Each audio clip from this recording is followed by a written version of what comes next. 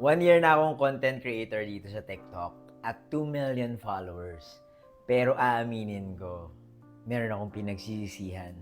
Story time! Sobrang dami ko ng kwento na nakwento dito sa TikTok. Story time! Story time! Story time!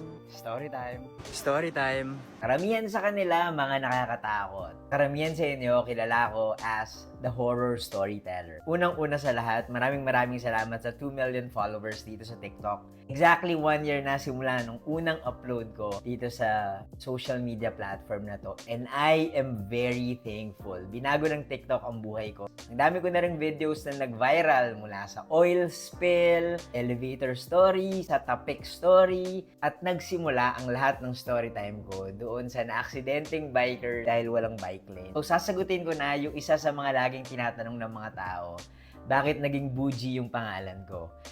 Ang real name ko ay Lester Babiera, pero nickname ko talaga ay Buji. Naisipan ko gamitin ko yung nickname ko dahil yun yung pangalan ng handle ko sa social media. Dito sa TikTok, sa Instagram, maski sa Facebook page ko. Buji Babiera na lang. Para mas personal, dahil mas gusto kong i-share yung mga nangyayari sa buhay ko. I'm really grateful and I'm really happy dahil sinusuportahan niyo yung mga videos ko. Gusto ko rin magpasalamat sa mga brands na nakapartner ko dito sa TikTok. Maraming salamat at sa mga brands pa dyan na gusto makipag-collaborate sa akin, open na open ang aking pintuan. Bekenamen, mag-story time tayo. Nagsimula lang naman yung pagti-TikTok ko dahil nagkaroon ako ng COVID, wala akong magawa.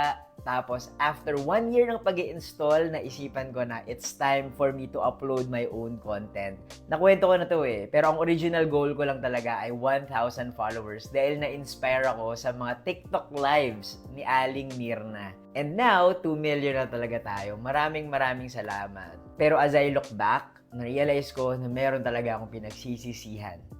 At yun ay sana, mas maaga pa akong nag-TikTok. Mga tipong 2020 or 2019 para mas madami pa akong na-share sa mga tao. Pero tuloy-tuloy pa rin ng pagti-TikTok. Maraming salamat ulit.